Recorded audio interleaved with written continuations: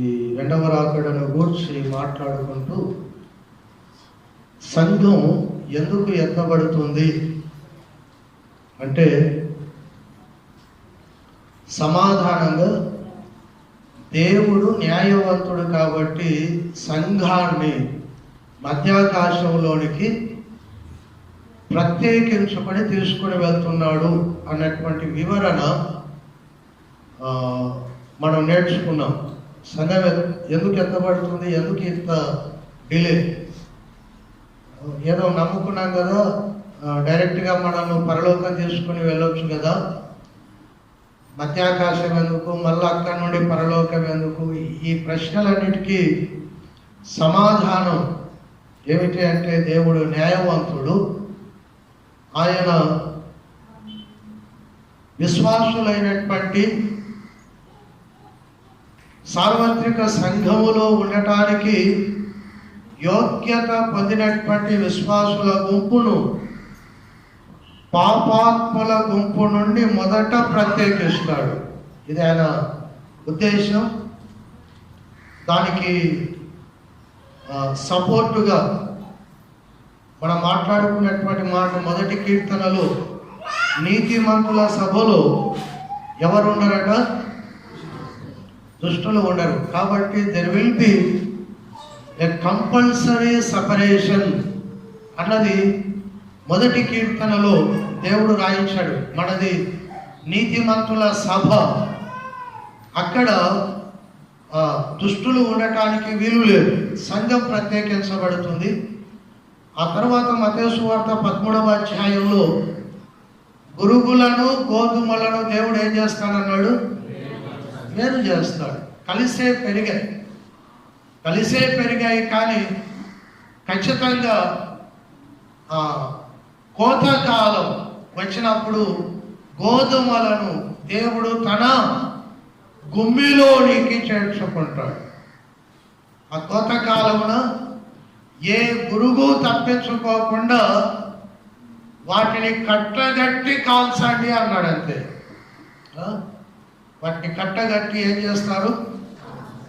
కాబట్టి పాపులలో నుండి మనం ఖచ్చితంగా ప్రత్యేకించబడాలి అనేటువంటి మాట ఆ ఉపమానంలో దేవుడు స్పష్టంగా చెప్పాడు. మత్తయి సువార్త 20వ అధ్యాయంలో 10 మంది కన్యకలను మనకు గుర్తు చేస్తూ, 10 మంది కూడా కన్యకలే. 10 మంది కూడా ఎవరు? కన్యకలే. అందరూ చర్చిలో ఉన్న వాళ్ళమే, అందరూ విశ్వాసులమే. కానీ బుద్ధి కలిగిన కన్యకలు మాత్రమే విందులోనికి వెళ్ళారు. బుద్ధి లేని మిగిలిన 5గురు ఎక్కడికి వెళ్ళారు అంటే బయటనే ఉండవలసి వచ్చింది. కాబట్టి సపరేషన్ ఈజ్ కంపల్సరీ. కాబట్టి కన్యకలమే అందరూ కలిసి పెళ్లి కొడుకు కొరకు ఎదురు చూస్తున్నాలే, ఉపవాస ప్రార్థన చేసేవాళ్ళు, అసలు ప్రార్థన ముఖమే చూడనటువంటి విశ్వాసులం అందరం కలుపుకొని చెప్పుకుంటున్నాం వీఆర్ క్రిస్టియన్స్ అని. కానీ దేవుడు ఫిల్టర్ చేస్తాడు. దేవుడు ఏం చేస్తాడు? మనల్ని వడబోస్తాడు. కాబట్టి జాగ్రత్త. నీ ఆత్మ మండడం లేదు, అందుకే ప్రార్థన చేయట్లేదు. నీ ఆత్మ సిద్ధంగా లేదు, అందుకే వాక్యము చదవట్లేదు. నీ ఆత్మలో దేవుని యొక్క భారం లేదు, అందుకే సువార్తను ప్రకటించడం లేదు. ఇంకా ఈ లోకం చుట్టే తిరుగుతూ ఉన్నాం. ఇంకా ఈ లోకమే నా లోకం అనుకుంటూ బ్రతుకుతూ ఉన్నాం. కాబట్టి ఆత్మలో తీవ్రత లేనటువంటి విశ్వాసులమైన గుంపు జాగ్రత్త పడాలి. కాబట్టి పై రూపాన్ని చూసి వాళ్ళు అనుకున్నారు మేము కూడా పెళ్లి కుమారుని కొరకు ఎదురు చూస్తున్న కన్యకలమే. కాదు, వారి దగ్గర నూనె లేదు. కాబట్టి వారు విలువబడ్డారు. అక్కడ క్షణాల బుద్ధి కలిగిన కన్యకలను, బుద్ధి లేని కన్యకలను వేరు చేయటం మనం చూస్తాం. ఆ తర్వాత మత్తయి సువార్త 25వ అధ్యాయం 31వ వచనం నుండి గొర్రెలను మేకలను దేవుడు ఏం చేశాడు? వేరు చేశాడు. కాబట్టి ప్రత్యేకించటం దేవుని చిత్తం. కలిసే ఈ గొర్రెలు మేకలు నడిచాయి కలిసే, ఒక కాపరి కింద పచ్చికను వేసాయి కలిసే, ఒక కాపరి నడిపించినటువంటి జలముల యొక్క నీటిని తాగాయి.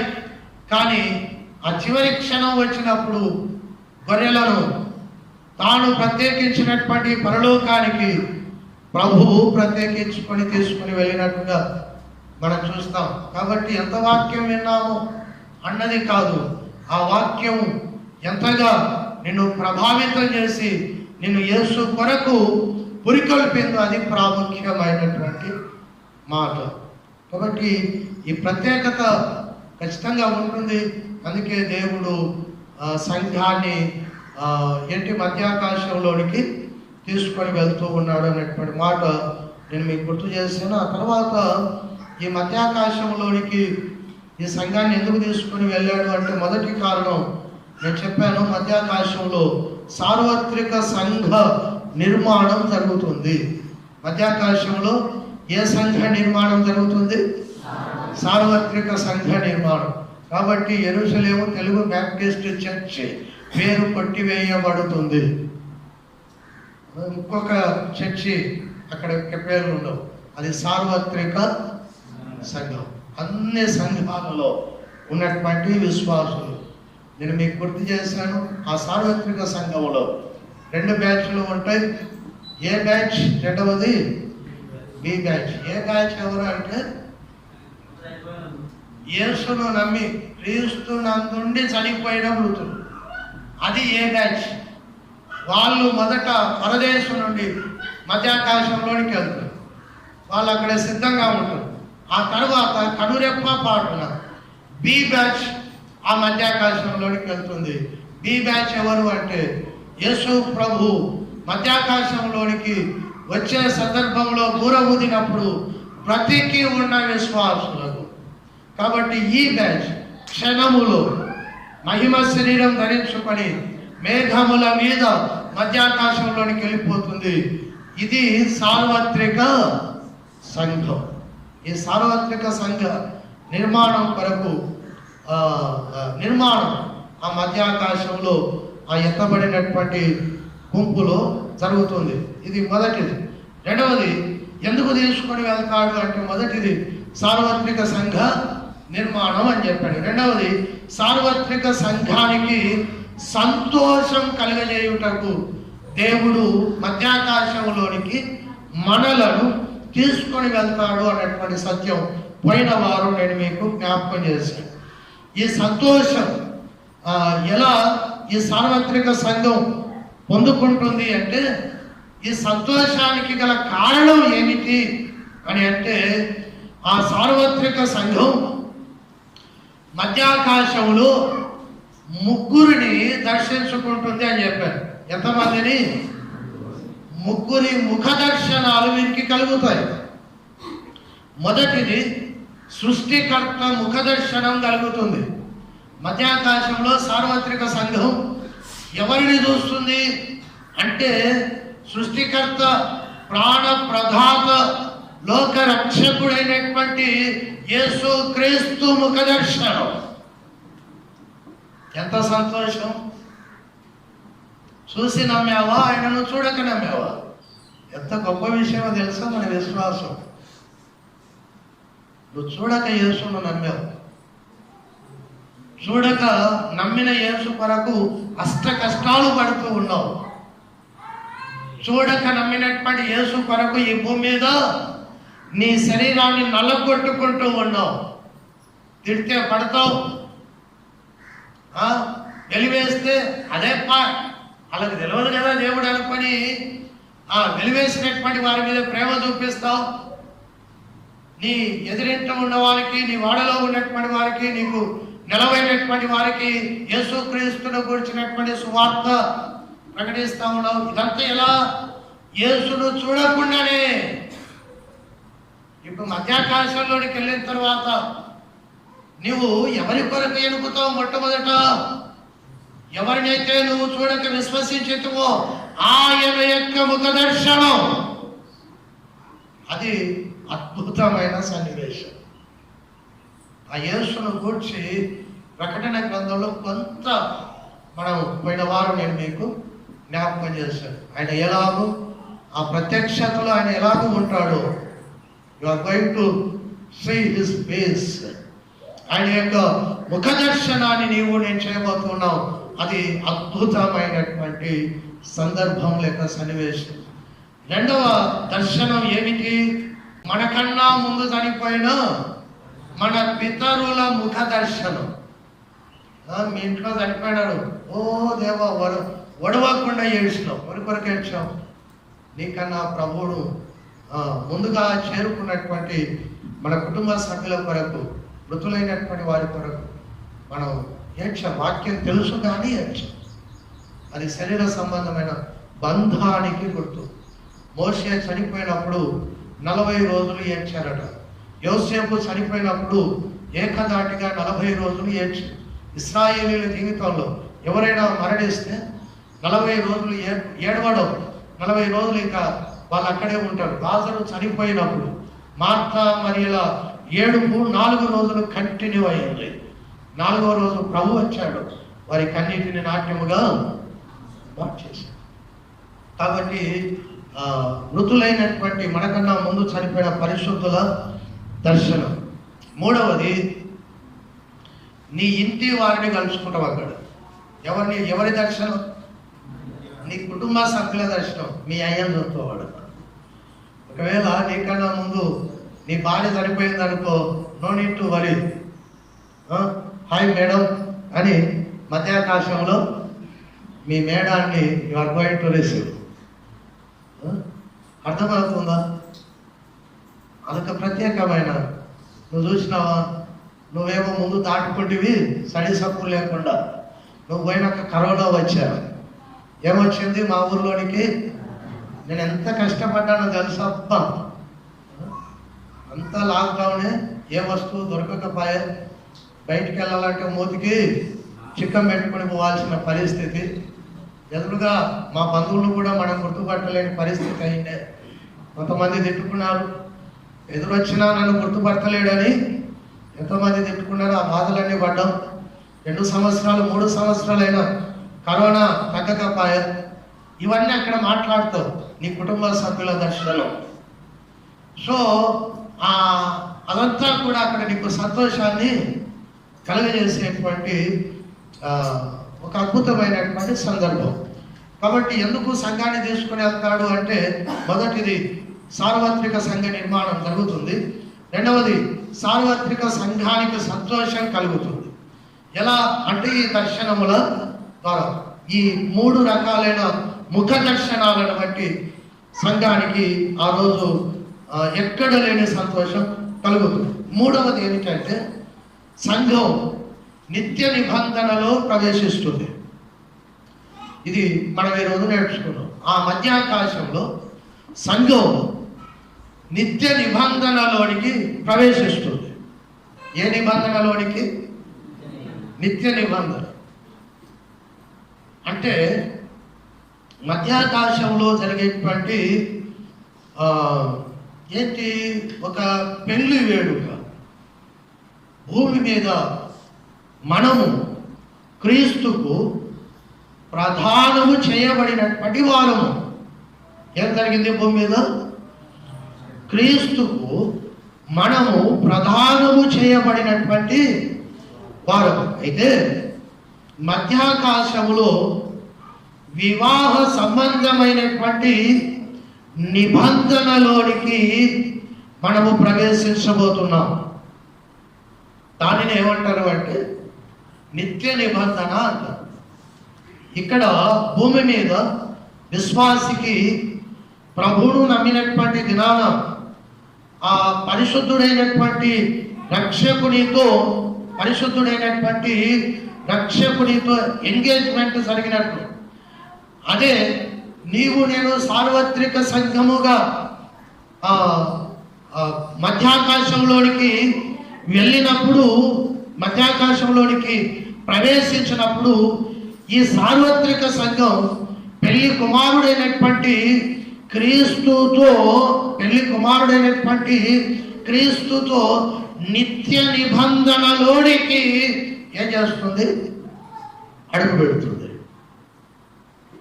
ఎంగేజ్మెంట్ అయిన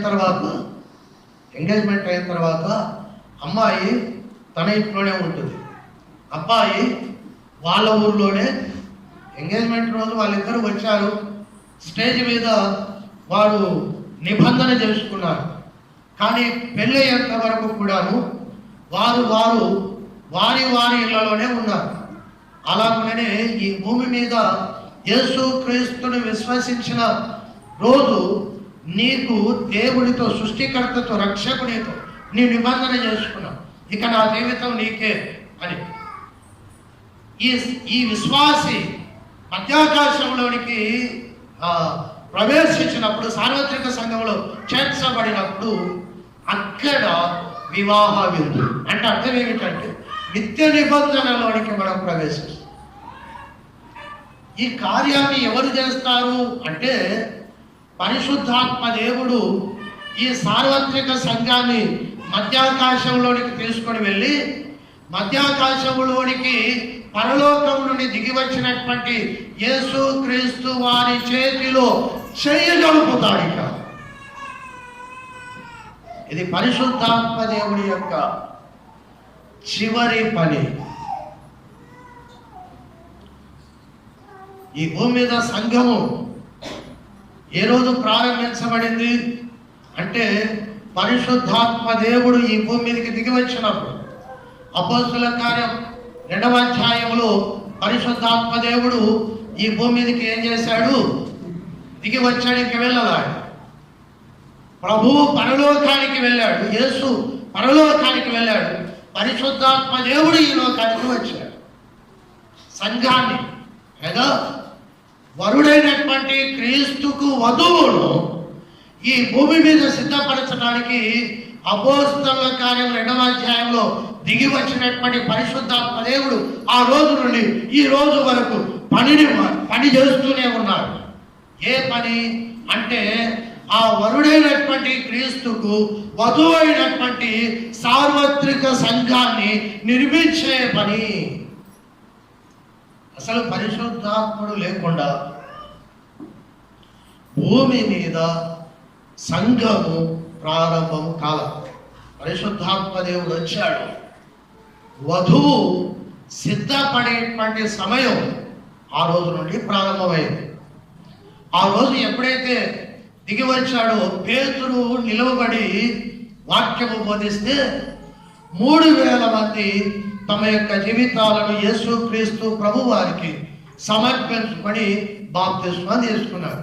అక్కడ వధువు ప్రారంభమైంది. ఆ తర్వాత ఆ పరిశుద్ధాత్మ దేవుడి యొక్క అద్భుత ఆశ్చర్య కార్యములను బట్టి ఆ యెరూషలేములో ప్రారంభించబడినటువంటి సంఘం తూర్పు, పడమర, ఉత్తర, దక్షిణాల వైపు విస్తరించింది. ప్రతి దేశానికి ఈ సంఘం అభివృద్ధి చెందుతూ ఇప్పుడు తారాస్థాయికి చేరుకుంది. సంఘం ఏ స్థాయికి చేరుకుంది? ఇదంతా ఎవరు చేశారు అంటే పరిశుద్ధాత్మ దేవుడు.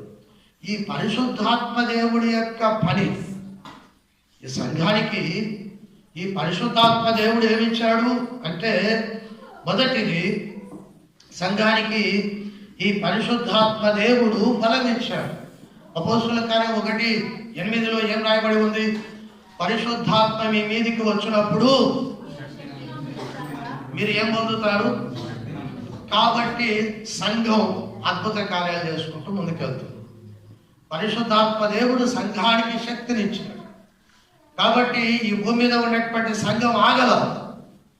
పరిశుద్ధాత్మ దేవుడి ద్వారా పొందుకున్నటువంటి ఆ శక్తిని బట్టి అంచెలంచెలుగా అభివృద్ధి 3000, 5000, ఆ తర్వాత లెక్కకు విస్తారముగానే అపోస్తుల కార్యంలో రాయబడి ఉంది. కాబట్టి పరిశుద్ధాత్మ దేవుడు భూమి మీదకి వచ్చి శక్తినిచ్చాడు. ఏమిటి ఆ శక్తి అంటే నీ పాపమును ఒప్పుకొనగలిగిన శక్తి. ఏమి శక్తి ఇచ్చాడు? పాపం ఒప్పుకోవడం నీ తరం కాదు, నీ తరం కాదు, నా తరం కాదు. పరిశుద్ధాత్మ దేవుడు ఒప్పిస్తే తప్ప నువ్వు పాపాన్ని ఒప్పుకోలేవు. అపోస్తుల కార్యం 16వ అధ్యాయం 8వ వచనంలో, అపోస్తుల కార్యం 16వ అధ్యాయం 8వ వచనం. త్వరగా దొరకలే. యోహాను సువార్త, క్షమించాలి, యోహాను సువార్త 16వ అధ్యాయం 8వ వచనం.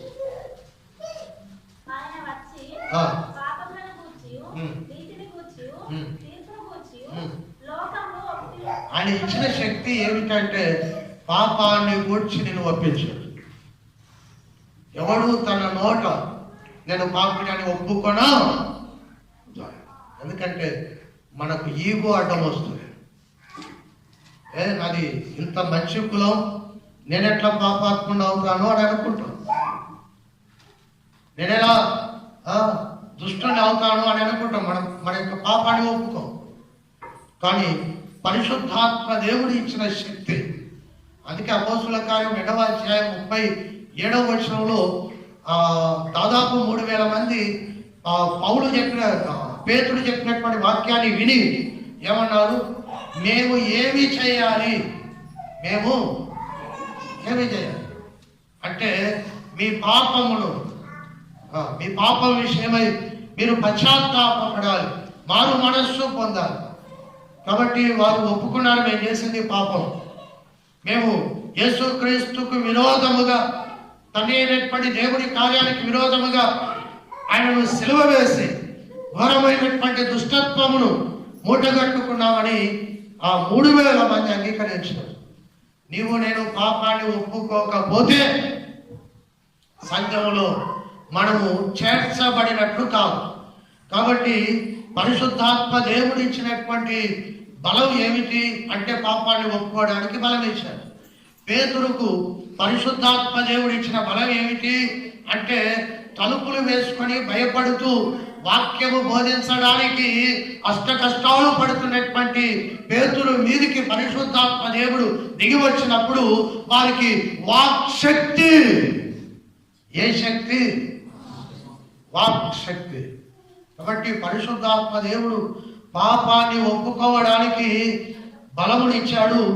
రెండవది, ఆ పరిశుద్ధాత్మ దేవుడు ఆ పేతురు మీదికి దిగి వచ్చినప్పుడు అపోస్తుల కార్యం 2వ అధ్యాయం 4వ వచనంలో అందరూ పరిశుద్ధాత్మతో నిండిన వారై ఆ ఆత్మ వారికి ఏ శక్తి ఇచ్చింది? ఈ పేతురు ఏ డిగ్రీ చదివాడు చెప్పండి? చదువుకున్నాడు పేతురు? విద్య లేని పామరుడు. దేశాలు దాటి వెళ్ళినటువంటి వారికి వాక్యం ప్రకటించడం ఆశ్చర్యం. పరిశుద్ధాత్మ దేవుడి యొక్క కార్యం అమోఘం.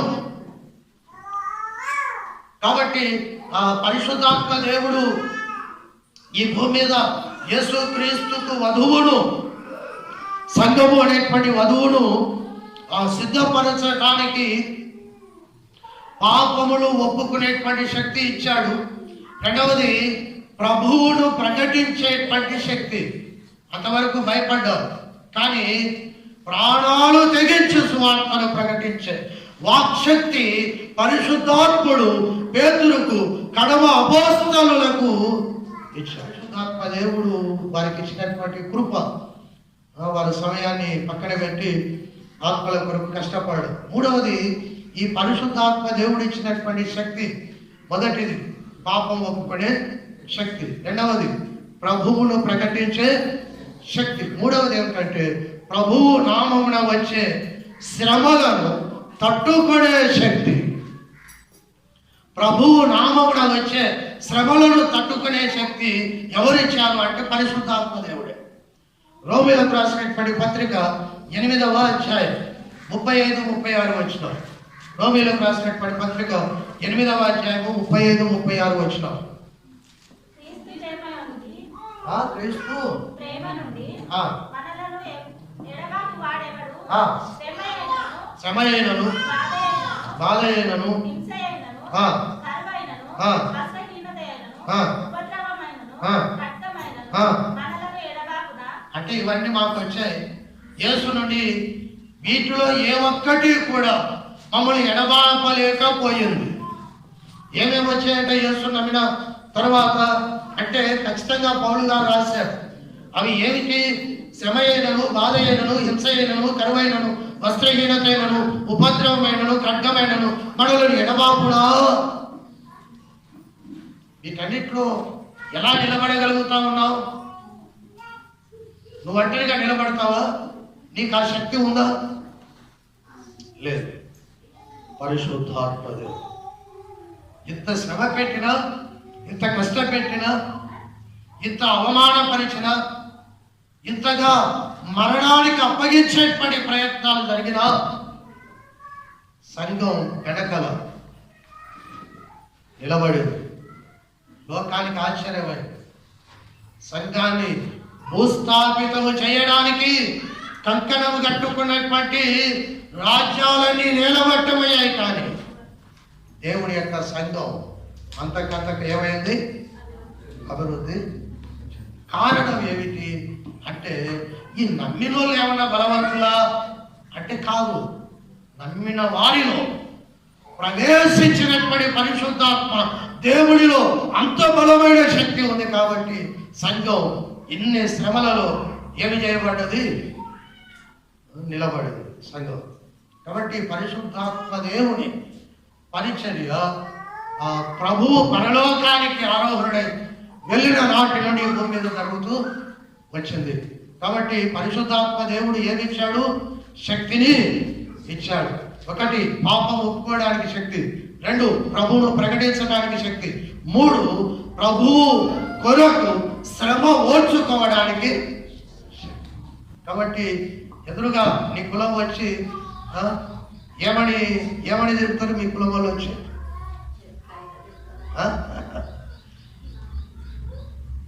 గౌరవం వాళ్ళు చెప్పినారు ఎన్నిసార్లు బొడ్డి అంటారు.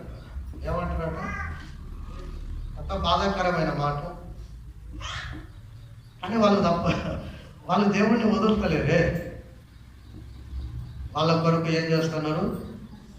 ఇవి మనకు సాధారణం, కానీ అసాధారణమైన కష్టాలు పడ్డారు. స్టెఫను వాక్యం చెప్తే రాళ్ళతో బట్టి ఎలా తట్టుకున్నాడు రాళ్ళ దెబ్బలని అంటే ఆ దెబ్బలకు తట్టుకోవడానికి శక్తి ప్రభువు పరిశుద్ధాత్మ ద్వారా స్టెఫనుకు. పేతురు తలకిందులుగా, మామూలు సిలువగా తలకిందులుగా. సిలువ అంటేనే కష్టం, తలకిందుల సిలువ అంటే. ఏప్రిల్కు రాసినటువంటి పత్రిక 11వ అధ్యాయం 35వ వచనం నుండి. ఏప్రిల్కు రాసినటువంటి పత్రిక 11వ అధ్యాయం 35వ వచనం.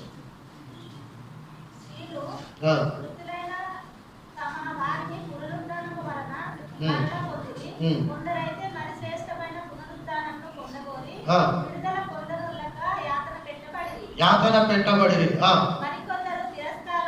ఏ కారములట? మనకు సత్కారాలు కావాలి, శాలువాలు కావాలి, మెచ్చుకోవాలి. కానీ మొదటి విశ్వాసులకు అవి కాదు, తిరస్కారాలు. ఏం దెబ్బలట? అబ్బరే బిడ్డ, చెప్పుకోవడానికి ఒక్కటి కూడా మన దగ్గర లేవు ఈ కష్టాలు. ప్రభుడు నమ్మిన కారణం చేత వాళ్ళు కొరడా దెబ్బలు తిన్నారట. బంధకములను అంటే కట్టేశారు, ఎక్కడో బంధించేశారు. ఖైదీ అంటే జైళ్ళలో పెట్టారట. జైళ్ళతో కొట్టబడినట. తర్వాత ఒకసారి ఆలోచన చేయండి. ఇవి కొన్ని మీకు వీలైతే ఎవరైనా క్రైస్తవ హతసాక్షులు అనే పుస్తకం 10 సంవత్సరాల క్రితం రాయబడింది. క్రైస్తవ హతసాక్షులు. ఆ పుస్తకాన్ని చదివితే ఎన్ని బాధలు పడ్డారో మనకు అర్థమైంది. ప్రభువు కొరకు ఇప్పుడు రాళ్లతో కొట్టబడితే వీళ్ళు 4 రాళ్ళు వేసి ఆ దెబ్బలకు దూరంగా పోయిన పరిస్థితులు కావాలి. వీళ్ళు దెబ్బలు తిన్నారు కానీ ఇక ఏమీ వ్యతిరేకంగా చేయలేదు. కొట్టిన వారి కొరకు ప్రార్థనలు చేస్తే రంపములతో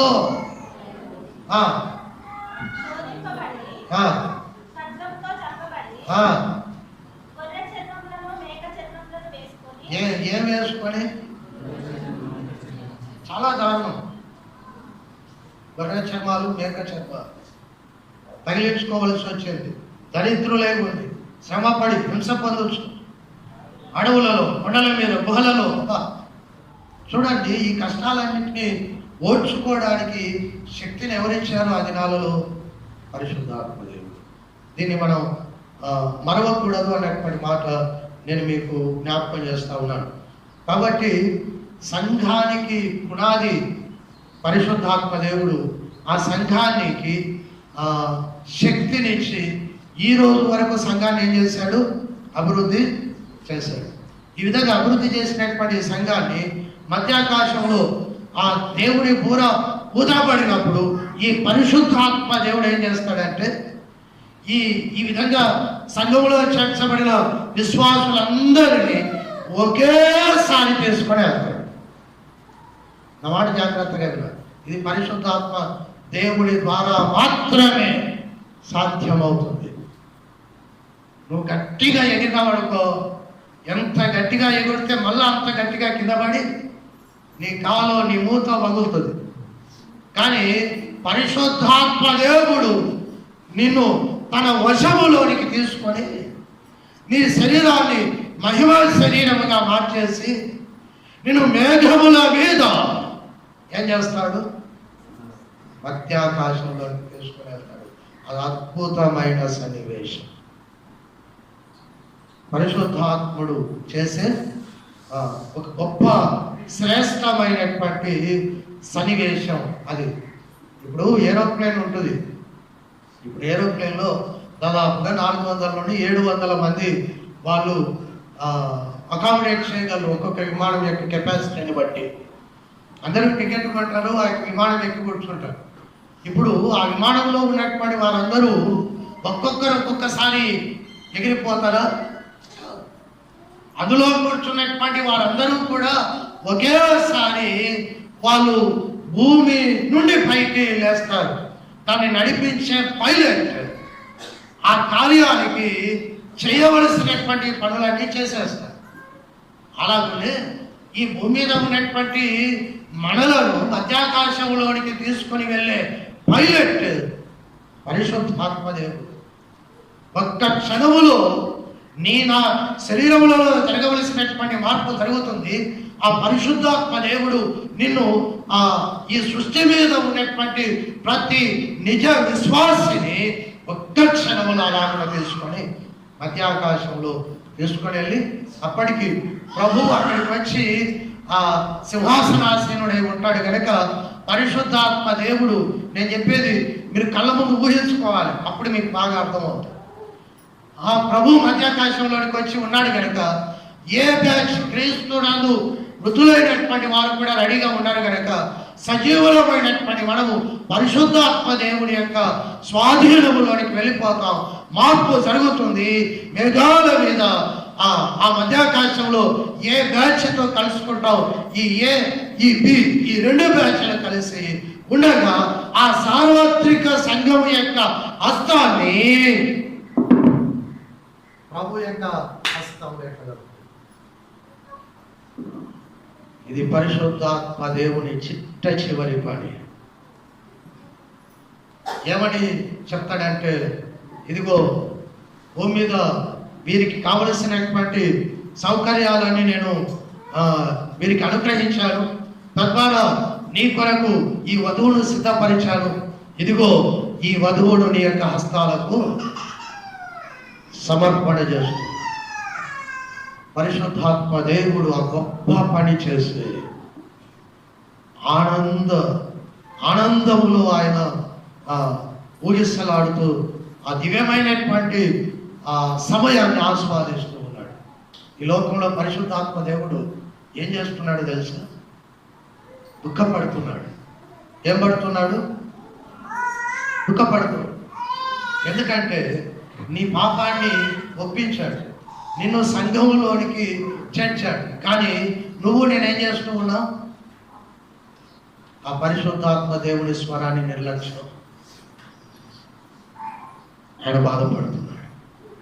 నీ ఒక్కడిని కూర్చిన బాధగా రక్షింపబడినటువంటి విశ్వాసులందరూ తప్పిపోయినప్పుడల్లా నీలో నాలో ఉన్నటువంటి పరిశుద్ధాత్మ దేవుడు ఏం చేస్తున్నాడు?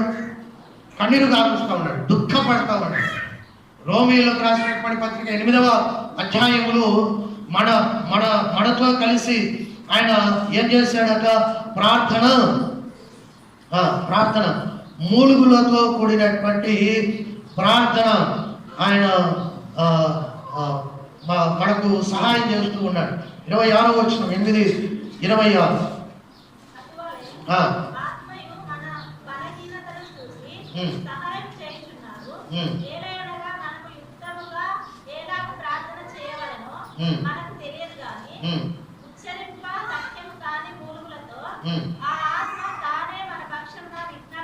ఏం ఊరికే ఉన్నాడా పరిశుద్ధాత్మ దేవుడు? ఈ నిన్ను కట్టడానికి ఆయన పడని పాటు అంటూ ఏది లేదు. చూడండి, ఆయన చాలా కష్టపడ్డాడు. నీవు ప్రార్థన చేసే విశ్వాసిగా మారాలి అని, నీ కష్టాలలో దేవునికి దూరంగా పారిపోకుండా ఉండాలి అని. ఒకవేళ నీకు ప్రార్థన అనేది రాకపోతే నువ్వు ప్రార్థన ఎలా చేయాలో నేర్పించాడు ఆయన సుఖంగా లేడు మన మధ్యలో. ఒకరు సంతోషాన్ని కలిగజేస్తే ఇంకొకరు దుఃఖం కలిగజేస్తూ ఉంటాడు. కాబట్టి ఆ పరిశుద్ధాత్మ దేవుడు ఏదో ఆజ్ఞతో ఈ సంఘాన్ని కట్టల. ఆయన యేసుక్రీస్తు ప్రభువు వారు నిన్ను నన్ను పరలోకం చేర్చడానికి ఆయన ఏ విధంగా గాయపరచబడి తన స్వరూపాన్ని సొగసుడు కోల్పోయి తన శరీరంలో ఉన్నటువంటి చెమటను, రక్తాన్ని, నీటిని ఒలికించి తన యొక్క శరీరం అంతా గాయపరుచుకున్నాడు. అలాగనే పరిశుద్ధాత్మ దేవుడు ఏదో గంతులు వేసుకుంటూ సంఘాన్ని కట్టలే. ఆయన నీలోనికి ప్రవేశించినటువంటి పరిశుద్ధాత్మ దేవుడు మూలుగుతూ ఉన్నాడు. ఆయన మూలుగుతూ ఉన్నాడు నిన్ను కట్టడానికి, నిన్ను బలపరచడానికి, నిన్ను ఆత్మీయ జీవితంలో దేవుడు అనుకున్నటువంటి ఉన్నతమైనటువంటి పర్వతాన్ని ఎక్కించడానికి మూలుగుతా ఉన్నాడు. కాబట్టి ఆయన ఏదో వచ్చాడు ఉన్నాడు సంఘాన్ని తీసుకోండి కాదు. ప్రభు క్రీస్తు ఎంతగా శ్రమ పడాడు, పరిశుద్ధాత్మ దేవుడు కూడా నేను ఆ క్రీస్తుకు అప్పగించుటకు కాను అంతగా శ్రమ పడ్డాడు. ఎఫెసీయులకు రాసినటువంటి పత్రిక 4వ అధ్యాయం, ఎఫెసీయులకు రాసినటువంటి పత్రిక 4వ అధ్యాయం 30వ వచనం.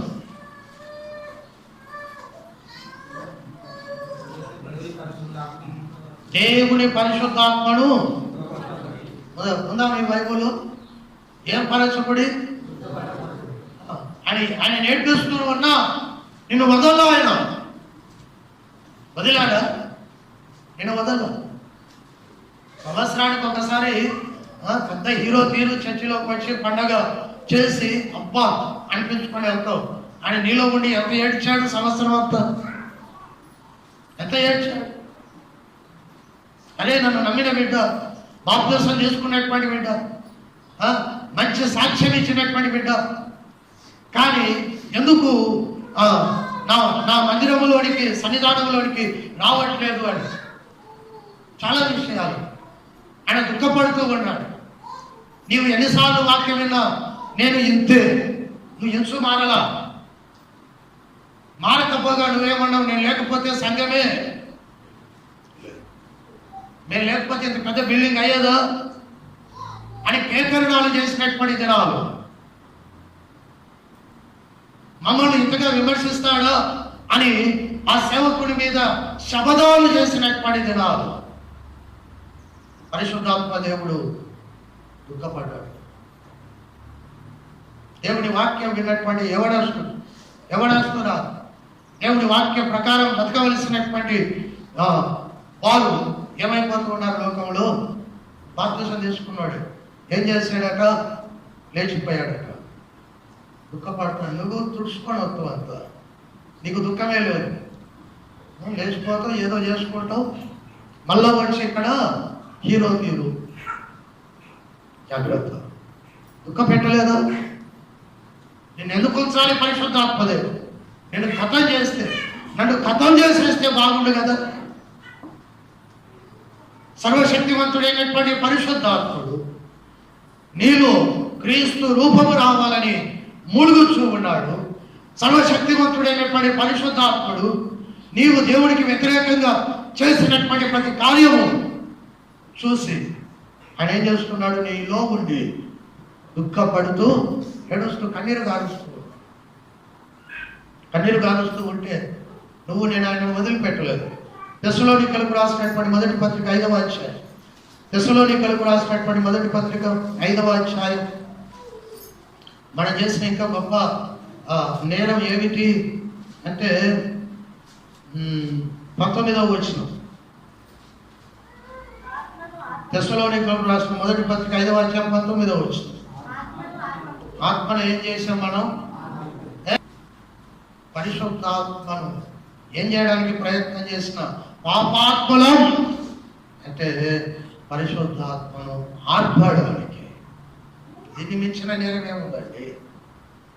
దీన్ని మించిన నేరం ఏముంది? పరిశుద్ధాత్మ దేవుడు చెప్తుంటే ఆయన ఏదో పని పాట లేని వాడు అనుకుంటున్నా, ఆయన నాకేమీ చేయలేదు అన్నట్లుగా జీవిస్తూ నిర్లక్ష్యంగా ఒక్కరు బాధ పెట్టడుగా. ఏంటి? క్రైస్తవులమైనటువంటి మనమందరం కూడా పరిశుద్ధాత్మ దేవుణ్ణి అనేక రీతులుగా బాధ పెడితే ఆయన ఏం చేశాడు? మూలిగాడు. ఆయన ఏం చేశాడు? దుఃఖపడ్డాడు, ఏడ్చాడు. ఆయన ఏం చేశాడు? ఆర్పుతూ ఉన్నాం. నాకు ఆర్పుడా అన్నప్పుడు పరిశుద్ధాత్మ దేవుడిని నీ చేతితో కొట్టినట్లు అనిపిస్తూ ఉంది. పరిశుద్ధాత్ముడిని కొట్టడానికి నీకెన్ని గుండెలు?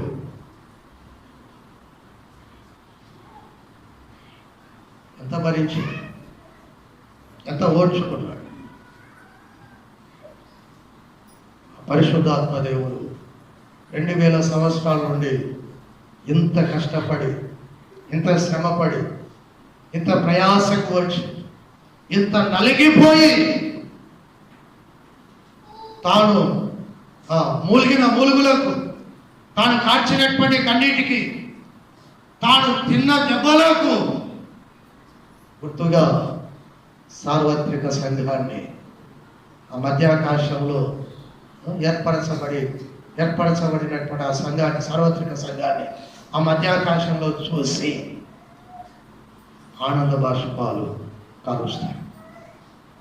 యేసయ్య చేతిలో సంఘం యొక్క చేతిని పెట్టి, నేను మూలిగిన మూలుగులకు, నేను కార్చిన కన్నీటికి, నేను తిన్న దెబ్బలకు ఇదిగో ఇన్ని కోట్ల మంది నీలో స్థిరంగా ఉన్నారు అని ఆ ప్రభువు చేతిలో ఈ బలహీనమైన సంఘాన్ని బలపరచిన ఆ పరిశుద్ధాత్మ దేవుడు పెట్టి ఆ 2 హస్తాల మీద తన యొక్క ఆనంద బాష్పాలను రాలుస్తూ ఉంటే అది దివ్యమైన సంగతి. అది వర్ణనాతీతం. పెళ్లి కుమార్తెని పెళ్లి కుమారుని చేతిలో పెట్టినప్పుడు తల్లిదండ్రుల గుండెల్లో ఒక్కసారి ఆ ప్రేమ పొంగి వస్తుంది. ఇన్నేళ్ళు సాదుకున్నా, ఇదిగో ఈ బిడ్డను ఒక అయ్య చేతిలో ఎంత కష్టపడి ఈ బిడ్డను సాదుకుందో ఆమెకు అంతా గుర్తొచ్చేస్తే కన్నీళ్ళు పెట్టుకుంటుంది. ఈ సంఘానికి ఎంత కష్టపడ్డాడో పరిశుద్ధాత్మ దేవుడి యొక్క శ్రమ అక్కడ మనకు కనబడుతుంది. కాబట్టి ఎందుకు తీసుకుని వెళ్తాడు ఈ సంఘాన్ని మధ్యాకాశంలోనికి అంటే నిత్య నిబంధన జరిగించుటకు. ఇక్కడ పెద్ద ఎవరు? పరిశుద్ధాత్మ దేవుడు పెద్దగా ఉండి సంఘము అనేటువంటి వధువును రక్షకుడైనటువంటి యేసుక్రీస్తు అనేటువంటి వరుడికి అప్పగించేస్తాడు. అక్కడ నిత్య నిబంధన జరుగుతుంది. అప్పుడు నీవు నేను ఇక యుగాయుగములు ఆయనతో సహవాసము చేస్తాం. ఈ సందర్భంలో యోహాను సువార్త 14వ అధ్యాయం, యోహాను సువార్త 14వ అధ్యాయం 1 నుండి 3 వచనాలు చదువుకుందాం.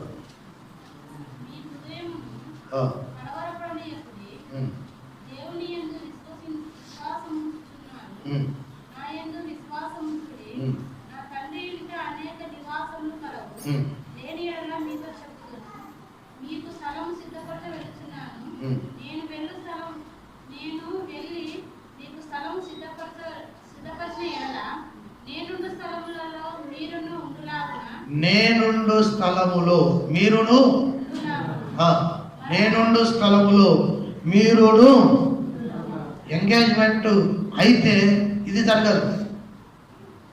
పర్మనెంట్ మ్యారేజ్ అయినప్పుడే ఇది జరుగుతుంది, నేనుండు స్థలం. కాబట్టి సార్వత్రిక సంఘం ఇప్పుడు మధ్యాకాశంలోనికి వెళ్ళింది, ప్రభువు చేతికి అప్పగించబడింది. ఆ ప్రభువు ఎప్పుడైతే ఈ సంఘము చేతిని అందుకున్నాడో అప్పటి నుండి మనము ఆయనతో ఉంటాం, మధ్యాకాశంలో ఉంటాం. ఏమవుతుంది? 7 ఏళ్ల శ్రమల కాలం భూమి మీద జరుగుతుంది. 7 ఏళ్ళ మధ్యాకాశంలో మనకు ప్రభువుతో విందు ఉంటుంది. ఆ ప్రభువుతో ఏం చేస్తాం? మళ్ళా 7 ఏళ్ళు అయిన తర్వాత భూమి మీదకి మళ్ళా మనం అందరం వస్తాం, ఆయనకు వదిలిపెట్టాం, మళ్ళా భూమి మీదకి వస్తాం. ఈ భూమి మీద ప్రభువుతో 1000 ఏళ్ళ పరిపాలన చేస్తాం.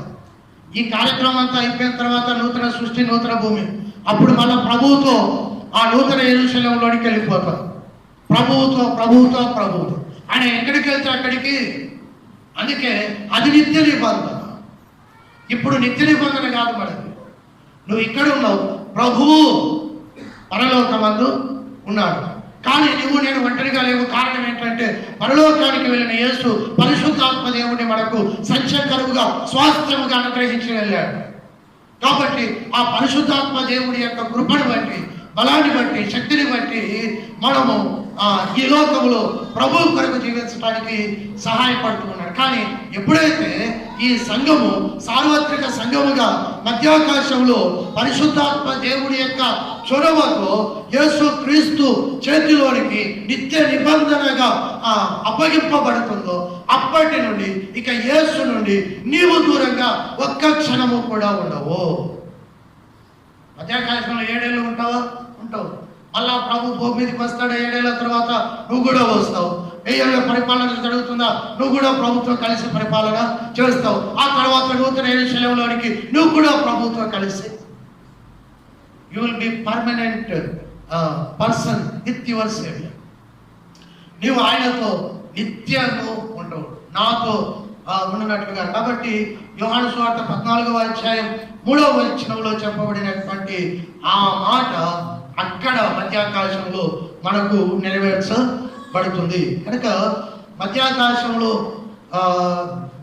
దేవుని యొక్క సార్వత్రిక సంఘాన్ని ఎందుకు దేవుడు తీసుకొని వెళ్తాడు అంటే నిత్య నిబంధన జరిగించుటకు. నిత్య నిబంధన జరిగించుటకు. ఆ నిబంధన ఎవరు జరిగిస్తారు అంటే పరిశుద్ధాత్మ దేవుడు ఆ నిబంధనను జరిగిస్తాడు. ఆ తర్వాత నీవు నీ తండ్రితో లేక నీ రక్షకుడితో సదాకాలం ఆయన ఎక్కడ ఉంటే అక్కడ నువ్వు నేను ఉండబోతూ ఉన్నాం. ఇది సంఘము ఎత్తబడినప్పుడు జరగబోతున్నటువంటి ఒక ప్రాముఖ్యమైనటువంటి ఘట్టం.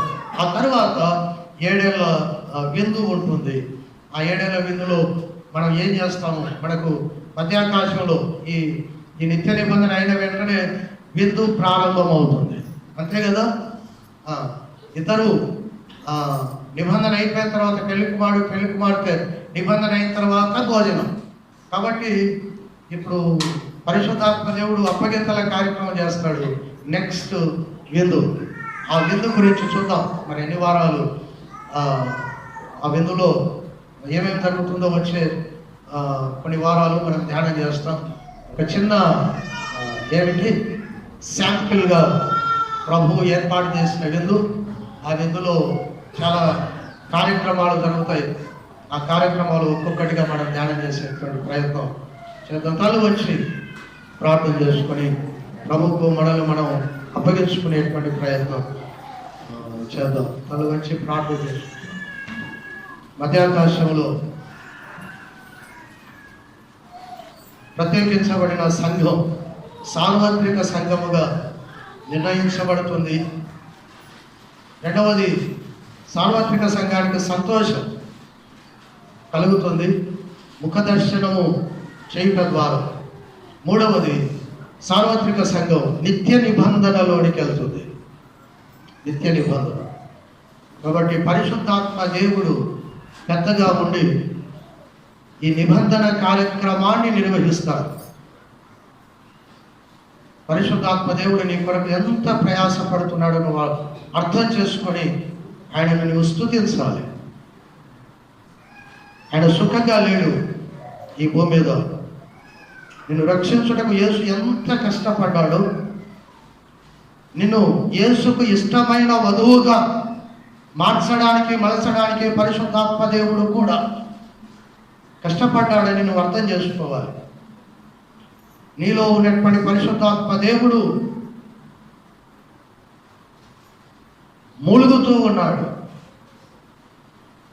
కాబట్టి పరిశుద్ధాత్మ దేవ నీకు స్తోత్రం అని చెప్తాం. నిన్ను దేవుడికి ఇష్టకరమైనటువంటి వ్యక్తిగా మార్చడానికి ఆయన కన్నీరు గారుస్తూ ఉన్నాడు. దుఃఖముతో కన్నీరు గారుస్తూ ఉన్నాడు. మనం సంతోషంగానే బ్రతుకుతూ ఉన్నాం, కానీ ఆ పరిశుద్ధాత్మ దేవుడి స్వరం వినక మనం ఇష్టం వచ్చినట్లు మనం జీవిస్తూ ఉండడాన్ని బట్టి పరిశుద్ధాత్మ దేవుడు, నీలో ఉన్నటువంటి పరిశుద్ధాత్మ దేవుడు దుఃఖపడుతూ ఉన్నాడు, కన్నీరు గారుస్తున్నాడు. కానీ నీలో నుండి బయటికి వెళ్ళిపోవడంలో నువ్వంటే ఆయనకంత ఇష్టం. నిన్ను వదిలిపెట్టుటకు ఆయన సిద్ధంగా లేదు. నీలో ఉన్న పరిశుద్ధాత్మను నువ్వు ఆర్పడానికి ఆయన మీద మొట్టికాయలు కొట్టినట్టుగా ఆయన అనేక సార్లు కొట్టామట, క్రీస్తును సిలువకు కొట్టినట్లు. ఆ పరిశుద్ధాత్మ దేవుడు నీ యొక్క ఆనందాన్ని, నా యొక్క ఆనందాన్ని దొంగలిస్తూ ఉన్నాడని ఆయనను ఆర్పేస్తూ ఉన్నాను. అయినా నిన్ను వదల్లా ఆయన. ఎందుకంటే నిన్ను సార్వత్రిక సంఘంలో ఒక వ్యక్తిగా చూడాలనుకున్నాడు. ఎంత ఓపికో ఆ పరిశుద్ధాత్మ దేవునికి, అంత ఓపిక కలిగినటువంటి పరిశుద్ధాత్మ దేవాది దేవుడు ఇదిగో నీకు తోడుగా ఉండి నడిపిస్తూ ఉన్నాడు. పరిశుద్ధాత్మ దేవుడిని నువ్వు గొప్ప చేయాలని ప్రభు పేట మనం చేస్తూ ఉన్నాడు. పరిశుద్ధాత్మ దేవ, నీవు మూలిగేటట్లు చేసే నా జీవితాన్ని క్షమించుమని ప్రార్థన చేస్తున్నాను. నిన్ను ఏడ్పించే విధానంలో బ్రతుకుతున్నటువంటి నా బ్రతుకును బట్టి నన్ను క్షమించమని ప్రార్థన చేస్తున్నాను. మా కొరకు ఇంతగా కష్టపడితే తప్ప అదిగో ఆ మధ్యాకాశంలోనికి మేము ప్రవేశించలేదు అన్న సత్యాన్ని ఈరోజు మాకు గుర్తు చేస్తున్నాను. నీకు వందనాలు, స్తోత్రాలు చూపిస్తున్నాను. వాడన నిన్ను ఏ విధంగా స్తుతించినప్పటికీ, గణపరిచినప్పటికీ తక్కువే కనుక ప్రభువాడన ఇక మీదట నీకు మూలుగులు తెప్పించకుండా, నీకు కన్నీరు తెప్పించకుండా, మిమ్మలను ఆర్పివేయటానికి దెబ్బలు వేసేటువంటి బ్రతుకు లేకుండా ప్రభువాడన మేము జీవించి సార్వత్రిక సంఘ విశ్వాసులంగా మారుటకు నీ కృప మా అందరికీ దయచేసినటువంటి ఈ యొక్క సమయాన్ని బట్టి నీకే కృతజ్ఞతలు చెల్లిస్తూ యేసు నామమున ప్రార్థించి బ్రతిమలాడి వేడుకుంటున్నాము తండ్రి.